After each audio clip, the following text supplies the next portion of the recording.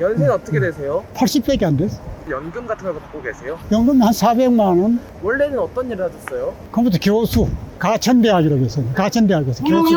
최근에 그 고령운전자 말이 많잖아요. 근데 그 고령운전자에 대해서 어떻게 생각하세요? 나는 그걸 반대하는 입장인데, 왜냐하면은 네. 전체 사고 비율을 따지면은 고령 운전자 얼마 안 돼요. 비율로 보면은 젊은 사람이나 뭐 나이 많은 사람 똑같이 그 실수는 할 수 있는 건데, 고령 운전자랑 몰아붙이는데 전체 비율 따지면 얼마 안 된다고요. 최근에 또 고령 나이가 65세에서 75세로 변경이 된다라고 얘기 나오고 있잖아요. 이건 어떻게 생각하세요? 그거는 나 찬성이에요. 65세가 옛날에 독일의 비스마르크가 정한 거예요. 그 벌써 언제예요? 그 당시에는 65세까지 산 사람이 없어. 혹시 선생님 연세가 좀 어떻게 되세요? 내가 78입니다. 젊었을 때는 원래 어떤 일을 하셨어요? 건설업을 했어요. 건설업? 내가 저 건설 공무원입니다. 그러니까 우리나라 기간 산업을 담당하고 산업화 일꾼이었죠. 경부 고속도로에서부터 시작해서 서울에 공사하는 농수산물 가락동 시장, 그 현장 감독, 현장 소장, 그리고 사우디도 갔다 오고. 연금도 좀 받고 계세요?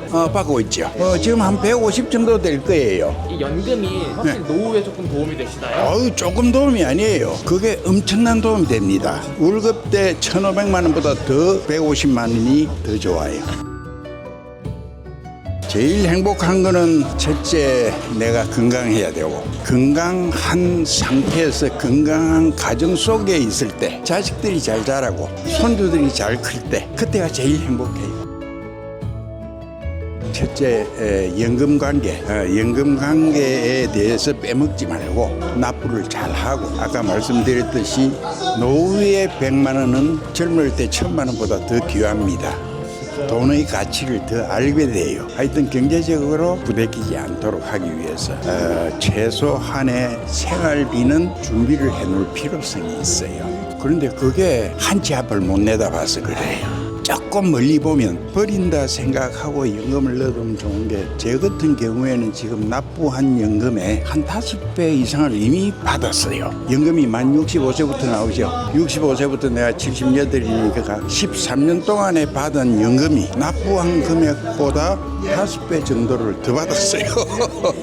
왕년에 배우였었어요. 왕년에 배우요? 연극 배우. 1973년도에 내가 대학 2학년 때 진주 개천 예술제에서 그때 우리 학교에서 연극까지 가서 대통령상 받았죠. 혹시 연세는 어떻게 되실까요? 그 만 나이로 70세. 요즘은 뭐하고 지내세요? 지금 현재는 한솔마을 시니어 클럽 경로당의 회장을 맡고 있고요. 2025년부터 진행하고 있는 시니어 여가 설계 지도사라는 훈련을 받고 있어요. 2주째. 이제 이 사회가 노화가 굉장히 깊어지고 이렇게 됨에 따라서 노인 문제들이 많이 발생하잖아요. 이제 그 문제 중에 하나가 인지 기능 향상이 좀 필요한데, 그 우리나라 사람의 성격과 특징이 여러 가지 때문에 아는 사람에게는 친하지만 모르는 사람에게는 다가가지를 못해요. 그래서 그런 문제를 어떻게 해결할까를 이제 고민하고 있죠. 그리고 이제 이 시니어에 대한 재해석이 필요하다.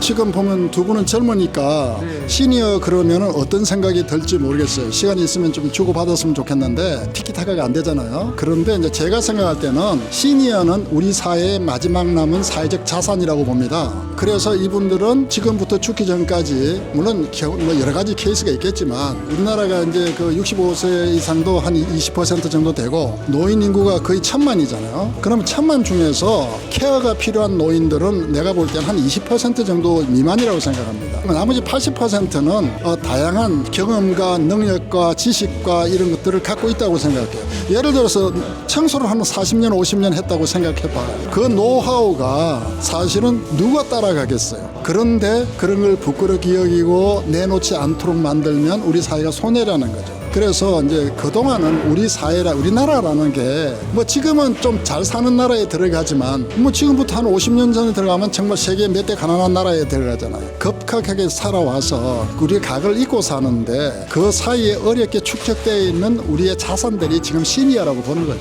그래서 그것이 어떻게 사회에 재환원되고 어떻게 자기가 갖고 있는 에너지나 이런 걸 사회에 되돌려줄 수 있는가가 정책적 방향이 되어야 된다고 생각합니다. 그렇지 않으니까 사실은 좋은 자원들은 사장 돼가고 그 다음에 갈등이 생기고 뭐 시니어가 여유가 있다면 물론 가난한 시니어도 많죠. 하지만 여유가 있다면 그네들이 물심양면으로 사회를 향해서 베풀고 만들고 특히 난 1, 2, 3세대의 통합에 관심이 있어요.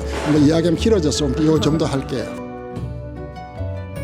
저는 젊은 사람들이 각자 다 하고 있다고 생각해요. 사실은 어떻게 보면 늙은 사람 눈에서 젊은 사람 못하고 있다고 보는 자체가 그 자체가 잘못된 시각이라고 보고 그 다음에 젊은 사람도 늙은 사람에 대해서 바이어스잖아요. 자기는 경험도 안 해봤는데 자기 생각으로 재단하잖아요. 그래서 사실 우리나라 사람의 특징이 있습니다. 굉장히 똑똑한 게 우리나라 사람의 특징이에요. 남은 치고 못 살죠. 오죽하면 사돈이 논을 사면 배가 고프고 홧김에 뭐 한다 뭐 이런 게 있잖아요. 그래서 이거는 우리나라 사람이 굉장히 자존심이 강하다는 겁니다. 그러한 우리나라 사람의 특징을 잘 살려서 각자 다 하고 있어요. 단지 그것이 그 사람들에게 갈등의 요인이 되도록 만드는 거죠.